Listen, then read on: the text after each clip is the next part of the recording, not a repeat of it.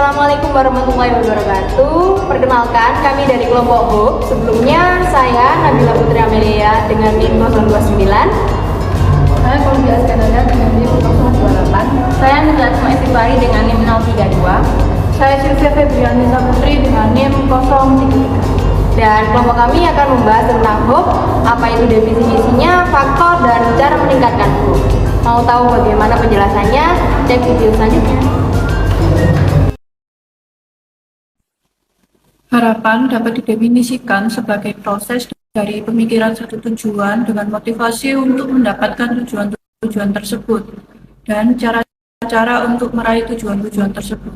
Menurut Snyder tahun 2002 sendiri menyatakan harapan sebagai keseluruhan dari kemampuan yang dimiliki seseorang untuk menghasilkan jalur mencapai tujuan yang diinginkan. Bersamaan dengan motivasi yang dimiliki untuk menggunakan jalur-jalur tersebut, harapan didasarkan pada atas dasar itu juga, Snyder mengkonsepkan harapan ke dalam dua komponen, yaitu kemampuan untuk merencanakan jalur untuk mencapai tujuan yang diinginkan dengan agensi atau motivasi untuk menggunakan jalur tersebut.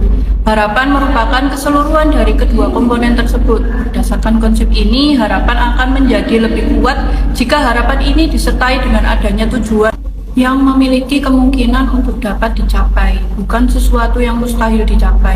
Namun, penting untuk dipahami bahwa harapan dapat ditumbuhkan. Harapan merupakan sesuatu yang dapat dibentuk dan dapat digunakan sebagai langkah untuk perubahan. Perubahan yang menguntungkan dapat menyebabkan seseorang mencapai hidup yang lebih baik.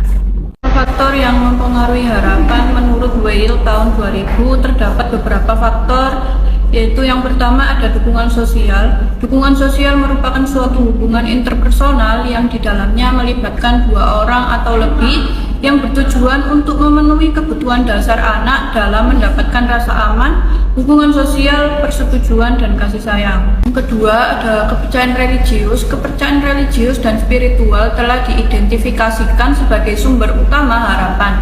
Kepercayaan religius dijelaskan sebagai kepercayaan dan keyakinan seseorang pada hal positif atau menyadarkan individu pada kenyataan bahwa terdapat sesuatu atau tujuan yang telah ditetapkan sebelumnya untuk situasi individu saat ini. Yang ketiga ada kontrol. Mempertahankan kontrol merupakan salah satu bagian dari konsep harapan. Kemampuan kontrol dalam harapan berkaitan dengan kemampuan untuk menentukan sesuatu hal, mengontrol dan menyiapkan diri. Mempertahankan kontrol dapat dilakukan dengan cara tetap mencari informasi, menentukan hasil sendiri, dan kemandirian yang menimbulkan perasaan kuat pada harapan individu. Aspek-aspek harapan atau HOPE. Menurut Snyder 1994, harapan memiliki beberapa aspek. Yang pertama yaitu tujuan atau goals. Goal atau tujuan adalah sebuah target yang telah ditentukan oleh individu sebelum melakukan sesuatu.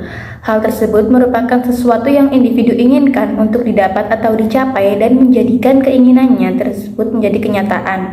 Harapan yang dimiliki oleh individu menjadi berarti apabila harapan tersebut memiliki kemungkinan tercapai pada kategori menengah hingga tertinggi.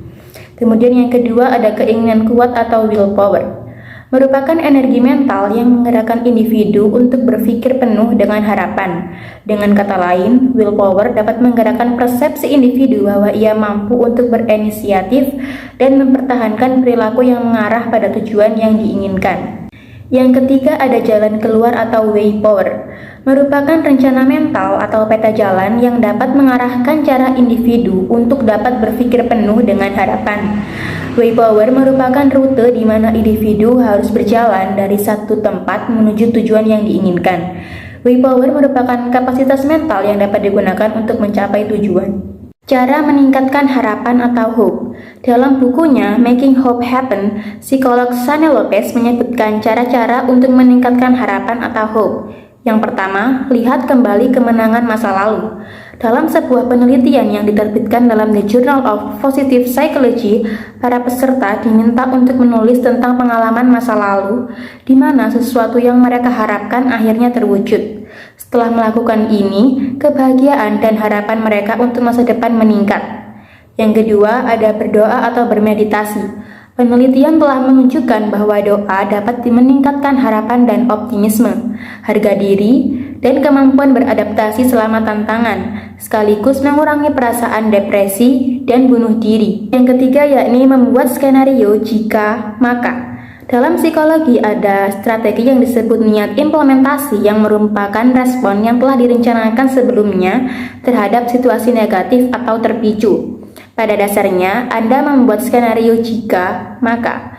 Jika X terjadi, maka saya akan melakukan kegiatan Y. Yang keempat ada kegagalan sebagai bingkai umpan balik. Dan yang terakhir ada menanamkan harapan pada orang lain. Psikolog Dachau Keltner menjelaskan bahwa karena cara kerja otak kita, saat kita memberi harapan kepada orang lain, kita memperoleh kesenangan yang sama kuatnya dengan saat kita menerima harapan. Jadi, pergi dan tawarkan harapan kepada seseorang demi mereka dan Anda. Jurnal tersebut melakukan penelitian tentang harapan wanita dari keluarga broken home dalam mengambil keputusan menikah. Seperti yang dijelaskan sebelumnya, harapan merupakan sebuah kemampuan yang dimiliki individu dalam mencapai tujuan yang diinginkannya. Harapan sangat berperan penting terhadap kesuksesan pernikahan yang pemikirannya diarahkan pada tujuan, yaitu goal. Untuk mencapai kesuksesan pernikahan di mana individu menggunakan pathway thinking, yaitu kemampuan yang dimiliki individu dalam menemukan jalan untuk mencapai tujuan-tujuan yang ingin dicapainya. Dan juga agency thinking, yaitu motivasi yang dibutuhkan untuk menggunakan jalan-jalan itu.